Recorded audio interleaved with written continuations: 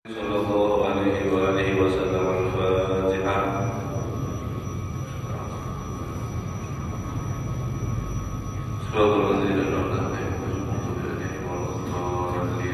Assalamualaikum warahmatullahi wabarakatuh. Alhamdulillahirabbil alamin wa bihi nasta'in ala umuri dunya waddin. Wa sallallahu ala sayyidina Muhammadin khatamin nabiyyin wa ala alihi wa sahbihi ajma'in. Subhanaka la ilma lana illa ma 'allamtana innaka antal alimul hakim. Rabbi shrah li sadri wa yassir li amri wahlul 'uqdatam min lisani yafqahu qawli. Amin wa la haula wa la quwwata illa billahil aliyyil azim. Amma ba'd. Allahumma salli wa sallim wa barik ala sayyidina Muhammadin nuril barzati wa sirri sari fi sa'il asma'i wa sifati wa ala alihi wa sahbihi. Nawaitu ta'alam wa ta'alim wa tadhakkar wa tadhkir wa nafa' wa intifa' wa ifada wa istifada wa hazala termasuk di kitabillah wa sunnati rasulillah wa du'a ila al-huda wa dalal al-khair ibtiba'a wa syillahi wa maradihi wa qurbihi thawaba subhanahu wa ta'ala. Qala musannif rahimahullah ta'ala wa nafa'a bihi wa bi ulumihi fi darain amin. Qala radiyallahu ankum wa qala radiyallahu an wa min al-mandubi ilayhi tahsinu sawti bil Qur'an wa huwa mu'in ala huduril qalbi wa khushu'ihi wa husnihi wa ba'ithun ala husnil istima'i wa isgha'i ila Qur'an. Wa qad qala Rasulullah sallallahu alaihi wasallam hassinul Qur'an bi aswatikum. Kemarin kita disuruh oleh Nabi sallallahu alaihi wasallam untuk membaca Al-Qur'an itu dengan daripada tartil.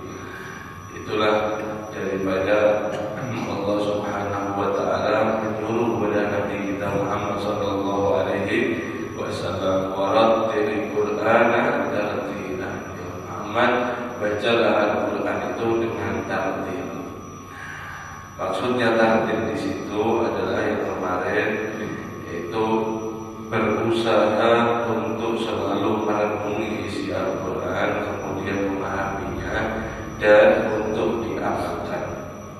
Tinggalkanlah daripada cepat-cepat membaca daripada Al-Qur'an sampai hurufnya itu pada. Nah, jelas lagi, saking cepatnya, ukuran cepat itu adalah saking tidak dengarnya daripada hurufnya lagi. Selama hurufnya itu terdengar jelas satu persatu, maka itu masih dibilang daripada tartil. Misal bismillahirrahmanirrahim. Alhamdulillahirabbil alamin arrahmanir rahim maliki yaumiddin. Iyyaka na'budu wa iyyaka nasta'in ihdinas siratal. Masih ada jelas kedengaran daripada hurufnya, maka itu masih dibilang tartil. Meskipun itu agak cepat. Yang bagus lagi itu yang pelan. Bismillahirrahmanirrahim. Alhamdulillahirabbil alamin. Gitu. Yang tidak boleh itu tadi alhamdulillahirabbil alamin arrahmanir rahim maliki yaumiddin iyyaka na'budu wa iyyaka nasta'in ihdinas siratal mustaqim. Karena tidak jelas. Apalagi baca ini Al-Fatihah saja tidak jelas.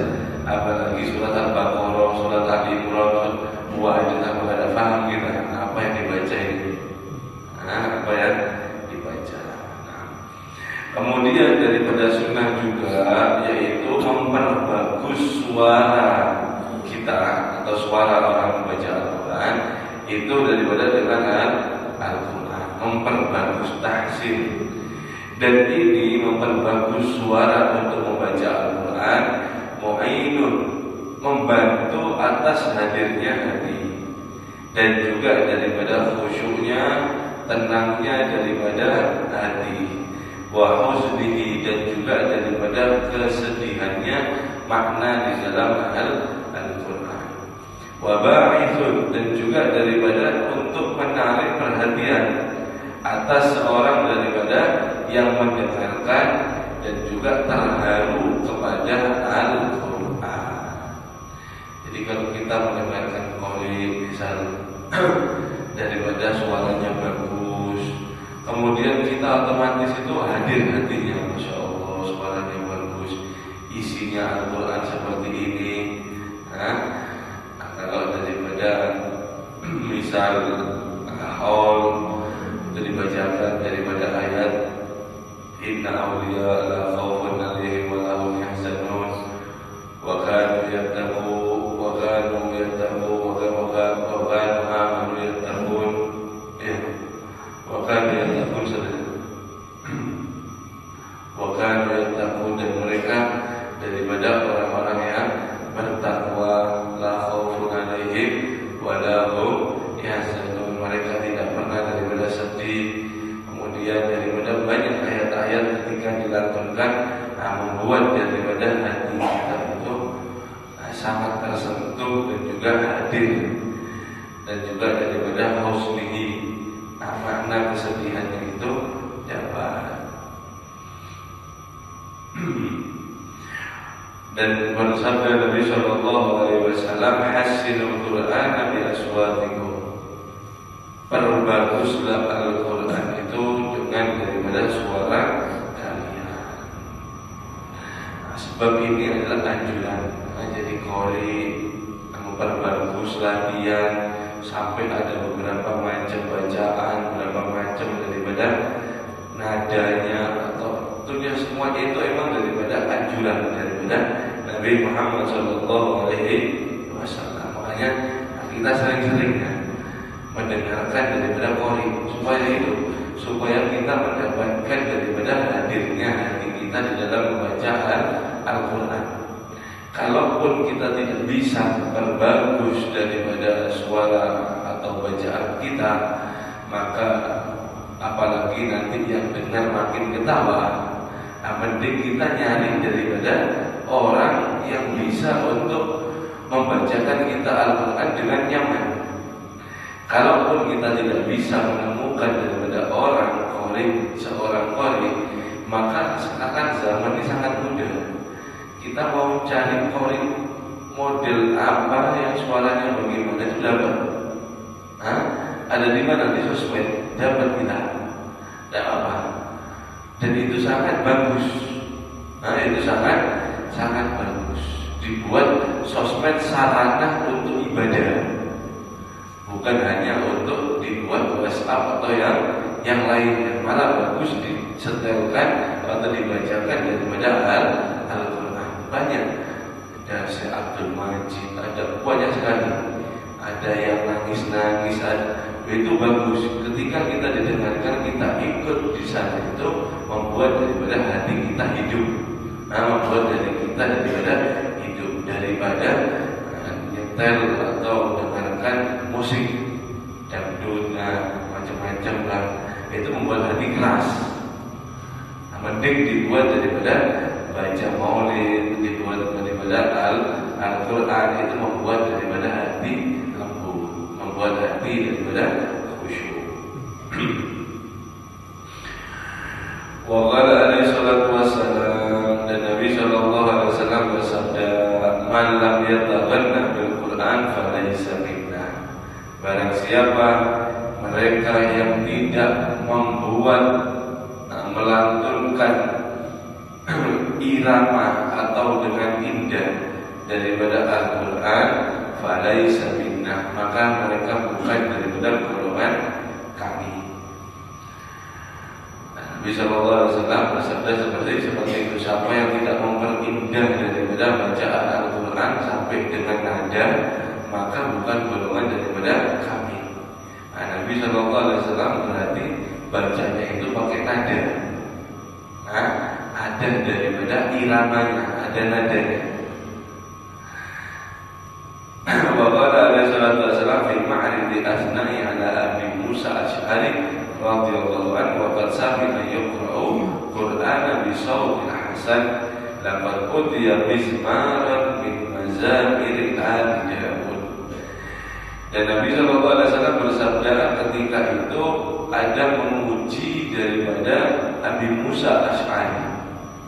Abi Musa Asy'ari ini adalah salah satu qori juga daripada Nabi Muhammad Sallallahu Alaihi Wasallam yang diriwayatkan ketika Khalifah Sayyidina Umar radhiyallahu anhu, beliau itu melantunkan ayat itu, sebagian daripada sahabat ada yang sampai pingsan saking enaknya dibawakan daripada Abu Musa Asy'ari ini, sampai mereka itu merasakan bujur-bujur ada di dimensi daripada bacaan Al-Quran tersebut, sampai daripada pingsan. Bahkan diriwayatkan ada sampai meninggal di tempat itu.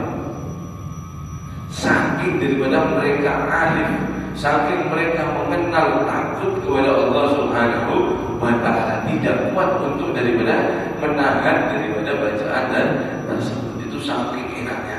Sampai Nabi SAW memuji seperti ini, laqad utiya mizmaran, telah benar-benar engkau ini diberikan daripada seluring mizmaran, min mizmari, daripada seluring ali Daud, yaitu keluarga Nabi Allah Daud alaihi salam. Nabi Daud ini suaranya nyaman.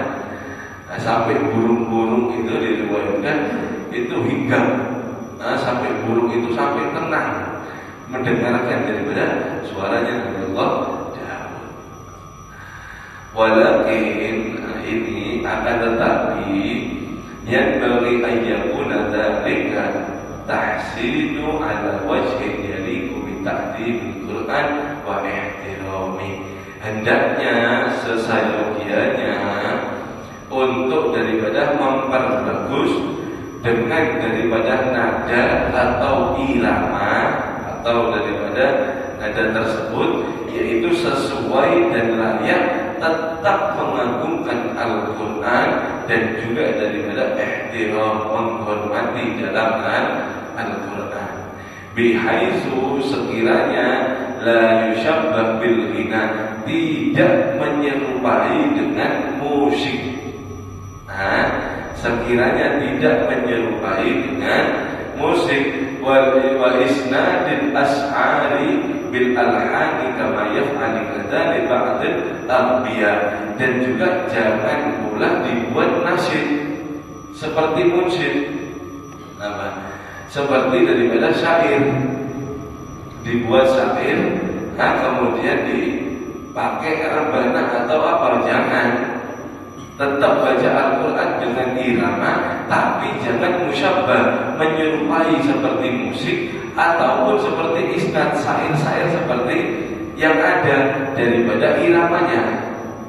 Yang ada daripada iramanya, kama yaf'al dzalik ba'dal anbiya, sebagaimana yang dilakukan oleh sebagian orang-orang yang jahil atau orang-orang yang bodoh, yang tidak tahu. Nanti Al-Quran disuruh umpat sama irama, yang ini kan boleh.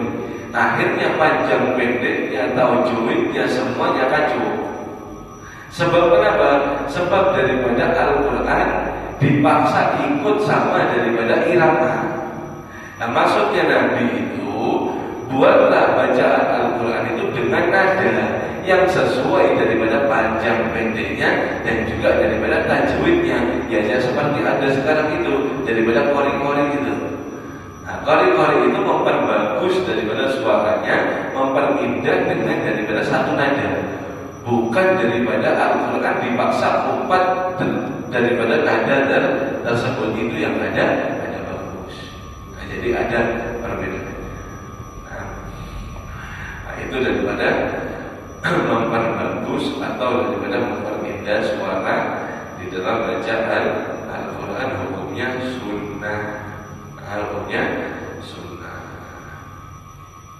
Wa yanbaghi an yakuna fi hali tilawatik ala akmali ahwal, dan sesayogianya juga hendaknya kamu ketika membaca Al-Quran itu dalam keadaan yang sempurna, dalam keadaan yang sempurna di dalam keadaannya. Nah, seperti contoh minat taharati, daripada bersuci, ambil wudu dulu. Nah, kalau mau baca Al-Quran, tilawah Al-Quran, ambil wudu dulu. Wal istiqbal kiblat, menghadap kiblat, cari kiblat. Sukunil jawari, tenang, badannya tenang. Buka Al-Quran, badannya tenang. Wa qiblati iltifat, dan seminimal mungkin hindari daripada iltifat, menoleh kanan kiri. Kalau sudah baca Al-Quran, itu fokus, ngelihat, tenang, jangan menoleh-noleh. Ini termasuk adab. Melihat sana, melihat sini, ini sambil baca Al-Quran. Nah, ini kan kurang adab, tapi kenapa kurang adab? Ma'ajam ilhami, dan juga bersama konsentrasi, fokus. Watar kita ferikin nazar, dan hindari daripada melirik-melirik, melihat sana, melihat sini, sama baca Al-Quran, itu hindari, fokus. Wa antakuna nadhifal badani wasdiyami wa makan, hendaknya bersih daripada badannya, bersih, tidak ada najis, bajunya bersih, tidak ada najis, tempatnya bersih, tidak ada najis. Wa tayyibir raihah, kalau bisa pakai minyak wangi. Pakai daripada minyak wangi, parfum. Hadhihi huwa akmal wal afdal, ini adalah adab yang paling sempurna dan paling utama. Walau meskipun anna qari al-Quran wa huwa muhdithun wa ghairu istiqbal kiblah, meskipun orang yang membaca Al-Quran dia itu keadaan berhadas, wa ghairu mustaqbil kiblah, dan dia tidak menghadap kiblat, aw huwa qa'imun, atau dia dalam keadaan berdiri, bisa sambil jalan berdiri, wasailun, atau semuanya, mutaji'un jazadalik, atau dia lagi berabah, guling yang miring itu mutaji, menyamping, miring ya, berhiring ya, berhiring. Guling kalau berhiring sambil baca Al-Quran, jazadalik, itu hukumnya boleh-boleh saja. Maksudnya muhdis di sini dia berhadas cuma membaca, bukan menyentuh Al-Quran, bukan memegang Al-Quran. Kalau memegang hukumnya haram. Memegang hukumnya haram. Wala yamassuhu illa mutahhar, dan tidak boleh kalian menyentuh Al-Quran kecuali bersuci. Tapi kalau membaca itu boleh. Kalau orang yang tidak punya wudu. Akan tetapi kalau orang yang junub atau dari halangan haid atau nifas, maka hukumnya kalau diniati untuk baca Al-Quran adalah haram. Kalau niatnya adalah wirid keseharian, rutinitasnya dia, maka masih boleh-boleh saja. Amin. Jadi boleh saja berdiri kah, mau baring kah, berhiring kah, mau ada punya atau mau tidak menghadap kiblat, boleh-boleh saja.